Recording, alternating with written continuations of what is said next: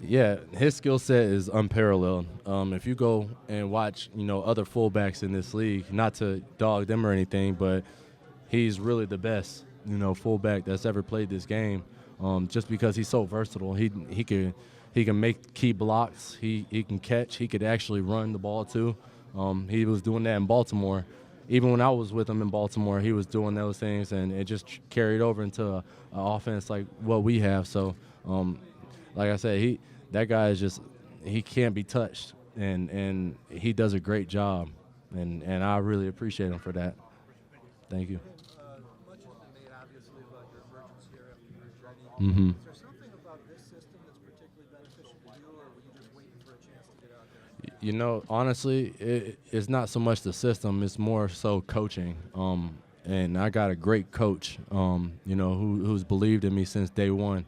I remember when I was coming out, I had a couple, offers from different teams, and I remember talking to Coach Turner when Atlanta was calling, and he actually brought it up when he first got here. I was already here with the Niners, and when he came, he was like, "You probably don't remember." And I tell you, Coach Turner has a great memory about everything. And then he brought it to light that, hey, I remember talking to you when you were coming out. It was you and another teammate of yours, Akeem Hunt.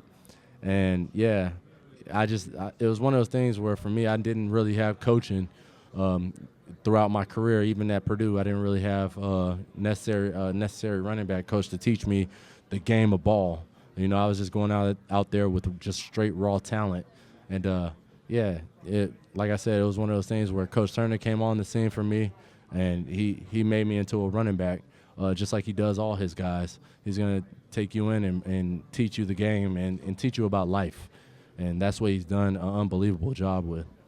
One of your stops along the way was in Chicago. hmm They've been struggling on the ground for a couple of years now. hmm What, if anything, do you remember like your time as a Bear? Um, I remember, walking into that building, and yeah, it's unbelievable organization. Um, I met unbelievable teammates I still talk to this day. It was like you said, they were going through some things on the ground, and they actually, I think, um, Jeremy Langford had got hurt, and I remember Jordan Howard stepped up and did what he had to do, and he did a great job when Jeremy had went out. But we're all family. We still talk to this day. I still follow those guys on social media, and we all still communicate. And I tell them how proud I am of them, and I appreciate them for being my friend and being my brother. This league is a lot bigger than what most people think. We do make those connections with teammates, and we do have those connections for a lifetime. Do you feel like maybe you and Tevin and Matt are even closer because you are sharing all the Yeah. production? Yeah, I mean, it's not even so much sharing the production. We talk all the time, and we go out to dinner together. We hang out with each other. We say what's up to each other's wives or girlfriends or whatever, and we hang out with each other's kids and stuff. So it's much more than the X's and O's. It's a lifetime of a brotherhood. And like I told them the other day, I said, just hanging out with you guys throughout this whole season. When we first started, it feels like we've been friends since we were like 4 or 5 years old. That's just the type of bond that we have. How are you all kind of really rallying around Tevin too and wanting to see him feel good and be able to play and do his thing on Sunday? Yeah, I mean, when he had went out there during the NFC Championship game, we all went to him and we all, said, "Hey, look, we got your back. We're family. I'm gonna ride this one out for you." And yeah, it was one of those things, man. It just shows you the type of friendship, the brotherhood, the family that we have, the connection.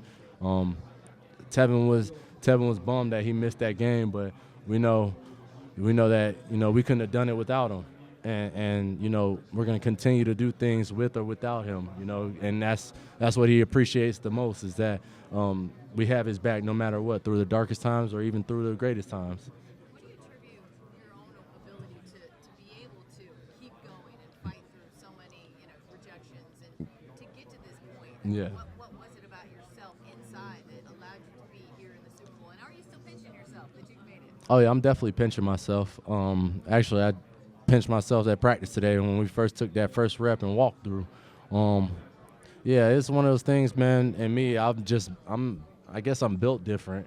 You know, those rejections, I don't I've always been the underdog in my life. And so for me, rejection is just one of those things where I just try to brush off and you know, if something bad happened to me, I'm just going to look at it as a positive and learn from it, you know, learn from my mistakes, learn from others' mistakes, because I know when it comes around, you know, I'm not gonna make the same mistake twice, and I'm gonna do my best to go out there and to produce and to do whatever I have to do. How's your life changed since you really busted on the scene? My life has changed a little bit, you know, just based off of you know social media and getting more attention and people finally understanding who I am as a person and my mentality.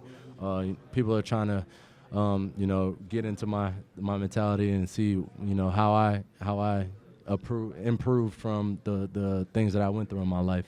Endorsements too, right? Nah, I wouldn't say. On you now, right? Nah, I wouldn't necessarily say endorsements. You know, it's more so, you know, just trying to figure out a signing here or there or something like that. Yeah. So yeah.